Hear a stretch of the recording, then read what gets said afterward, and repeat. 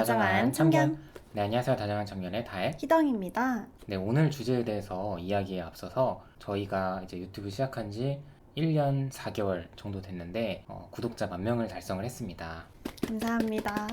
네, 그래서 저희가 좀 소소하게나마 뭘 해볼까 생각을 하다가 제가 많은 영상에서도 좀 추천을 드렸었던 바로 이 최성애 박사의 행복 수업이죠. 저는 연애에 있어서 이 책이 하나의 공식이라고도 좀 생각을 하거든요. 그래서 많은 분들이 읽어보셨으면 좋겠고 실제로 많은 분들에게 추천을 드려서 많이 읽기도 하셨어요. 네, 그래서 오늘 영상 댓글에 이메일을 같이 남겨주시면 저희가 그 중에 5분을 추첨을 해서 별도로 연락을 드려서 이 책을 좀 선물을 드리도록 하겠습니다. 다시 한번 저희 영상 시청해주셔서 감사드립니다.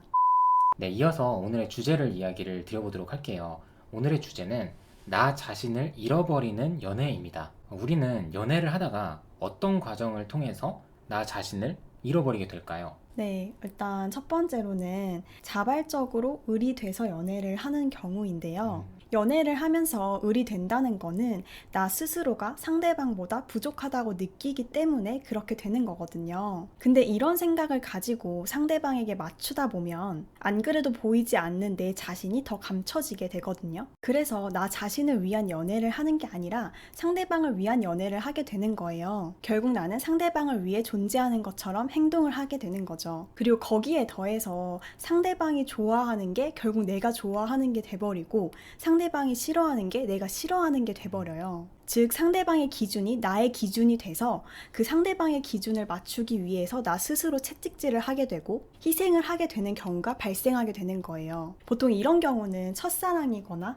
아니면 내가 짝사랑을 너무 오랫동안 해왔다던가 아니면 너무 연애 경험이 없을 때 이런 현상이 발생하게 되는 것 같아요. 그래서 이런 분들은 너무 상대방에게 맞추려고 하는 연애를 하기보다는 내가 내 것을 지키면서 상대방에게 맞춰줄 수 있는 연애를 하셔야 될 것 같아요. 내가 상대를 더 좋아하는 것 같고 상대가 나보다 더 잘난 것 같다고 생각을 하지만 이게 사실이라고 해도 어쨌든 그 잘난 상대가 나를 좋아하는 거잖아요. 그렇기 때문에 충분히 자신감을 가지실 필요가 있다고 생각을 합니다. 네, 두 번째 경우는 나는 하기 싫은데 상대방이 나를 떠날까봐 불안해서 억지로 무언가를 하는 경우예요. 뭐 여러 가지가 있을 수 있겠죠. 스킨십이 될 수도 있고 나는 좀 쉬고 싶은데 상대방이 원하니까 내가 힘들어도 만나고 뭐 또 이런 경우도 있어요. 내가 쉬는 날이고 상대방은 일을 하는 날이라서 내가 친구들과 약속을 잡았는데 갑자기 상대방도 쉬게 된 거예요. 그래서 내가 친구들과의 약속을 취소하고 다시 내 애인을 만나러 가는, 그러니까 이러한 경우가 너무 많아지면 나의 삶이 점점 없어지고 내 의견을 말할 기회도 조금씩 사라지게 돼요. 그래서 초반에 내가 너무 배려를 하고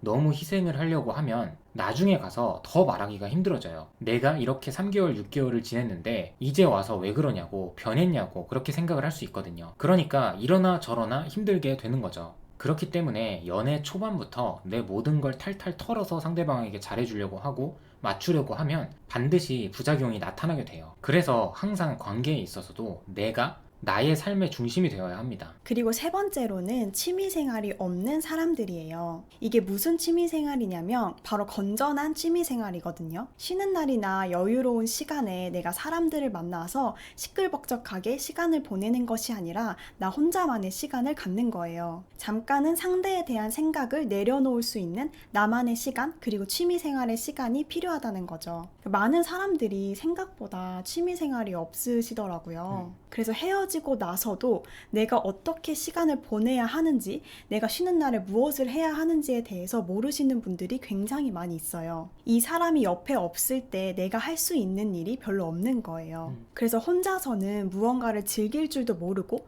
누릴 줄도 모르는 거예요. 그렇기 때문에 내가 이 사람이 너무 좋고 이 사람과의 관계를 잘 유지하고 싶다면 이 사람만 바라보는 게 아니라 나를 위한 시간을 가지는 게 더 중요하다는 거를 꼭 기억하셨으면 좋겠어요. 정말 방금 말했던 것처럼 많은 분들이 연애를 시작하면은 나 자신을 위해서 시간을 써본 적이 없기 때문에 정말 이별을 하고 나서는 어떻게 해야 될지를 몰라 하시는 것 같아요. 그러니까 평소에도 좀 나 자신을 위해서, 좀 나만을 위한 시간을 갖는 게 정말 중요하다는 생각을 합니다. 마지막 네 번째는 가장 중요하다고 생각을 하는데요. 상대방을 위해서 내가 하고 싶은 일을 포기하는 경우예요. 예를 들어서 내 꿈을 포기하거나 진로를 포기하거나 아니면 내가 하고 싶었던 공부를 포기하는 경우죠. 실제로 저희가 받았던 사연 중에서도 남자친구는 사업을 하고 나는 만족할 만한 직장을 다니고 있는데 남자친구의 권유로 본인도 같이 사업을 하게 된 거예요. 근데 결국에는 헤어져서 본인은 다시 처음부터 시작을 해야 되는 상황에 놓인 거죠. 그리고 이분은 재회를 하고 싶어 하셨던 분이었는데 재회를 하고 싶은 가장 큰 이유가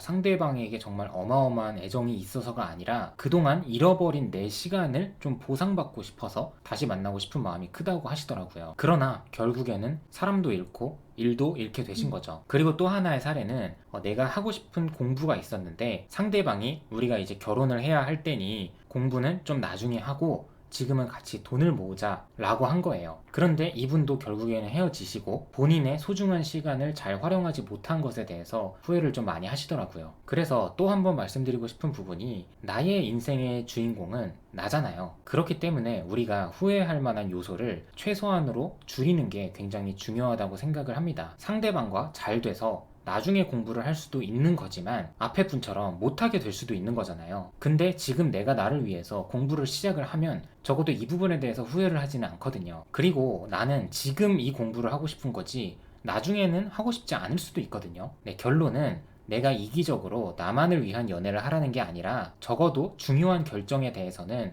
나 자신을 조금 더 우선순위에 두시라는 거예요. 그래야만 이 사람과 잘 만나던 헤어지던 후회를 최소한으로 줄일 수 있다는 거죠. 연애를 하면서 서로 맞춰 나가는 거는 당연한 일이지만 나 자신을 버리면서까지 연애를 하게 되면 절대 행복할 수 없다는 거를 기억하셨으면 좋겠습니다. 네, 오늘도 영상 시청해주셔서 감사드리고요. 지금까지 다정한 참견의 다혜 희덩이었습니다. 안녕.